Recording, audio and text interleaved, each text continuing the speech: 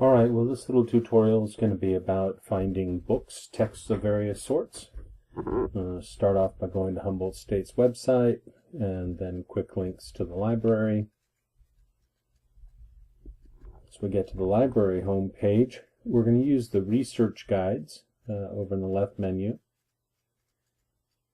This is a good way to organize your searches. Go down on the alphabetical list to education. And this is the site that's put together by Joan Berman, whose picture is there on the side. You'll see a number of tabs. If you click on, for instance, the reference tab, you'll see a variety of handbooks and encyclopedias that can be a great way to get started looking for material. There are physical books in the library, so for those people at a distance that won't work very well, but if you're here and you can do that, it can give you a nice leg up on who the key authors are and that sort of thing. Now we're going to take a look just at the books. I want to point out that Joan Berman is an amazing resource if you are in need of some help, if you can't find what you're looking for. Also wanted to point out that subject headings are the way that the databases are organized. These are just a few subject headings. Of course, there are many, many others. Now we're going to do a search. I'm going to go to the library catalog. I'm going to start off with simple search term education, just to show you how this all works.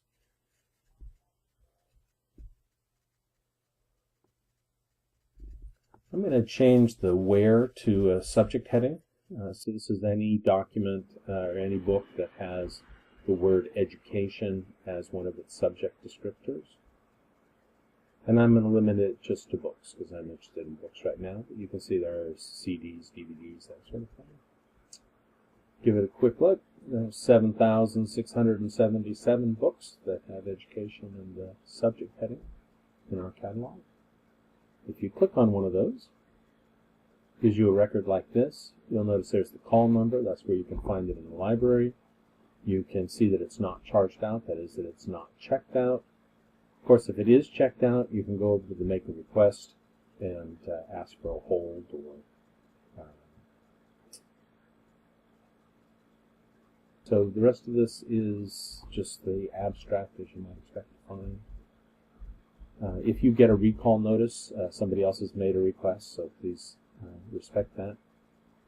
And this is the Google Books page, kind of like an Amazon page. You'll see that there's descriptions there, but there are also reviews that individuals have written about the book.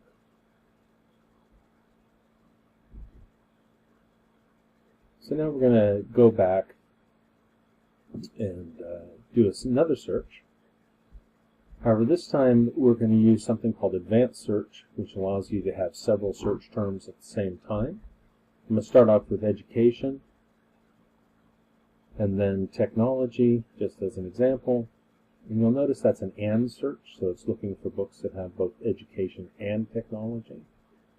And the last one I'll do is achievement, because I'm interested in how education technology affects student achievement. I'm going to set the search terms, the first one to title, which is the most narrow, the second one to subject, and the last one to keyword anywhere. Keyword anywhere search looks in the abstract, looks everywhere for the word, as opposed to the title or the subjects. Let's try that for ebooks. Go down to electronic books. Again, put education in as the subject heading.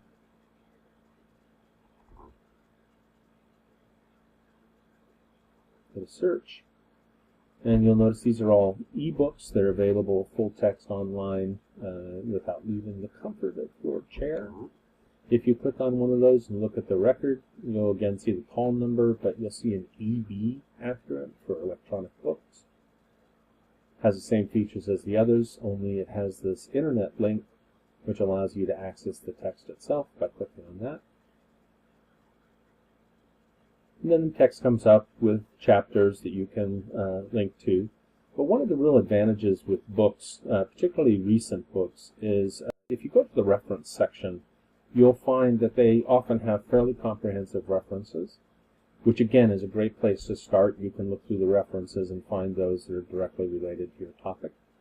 And they will often have a fairly good set. I recommend that you set up your eBrary account. I'm going to log into mine now. The eBrary account allows you to have a bookshelf where you can keep your books and keep your notes and that sort of thing. So it's a valuable piece. You can also save your searches, that sort of thing. All right, so this is go to my bookshelf, etc. I'm going to go back now and just show you one other piece, and that is how you can operate within eBooks to do the kinds of things that you might want to do. For example, you might want to take notes. You see underneath under the Info Tools tab, Objects, you have the option for taking notes. You can, of course, click on those notes to get back to it.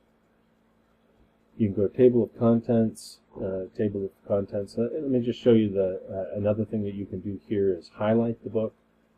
The nice thing about an ebook is you can go through and highlight the sucker, and nobody else has to see the highlights. It's just, in that book on your bookshelf. You can do a variety of different colors with it. So you can take notes, highlight. You can find books, a variety of other things. If you take a look at content areas, you can see resources specific to content areas. I also recommend you kind of take a look at the Tests tab. This is a whole list of texts that have tests in them, which can be helpful as measurement tools for your research. All right, well, that's how you find books in the library.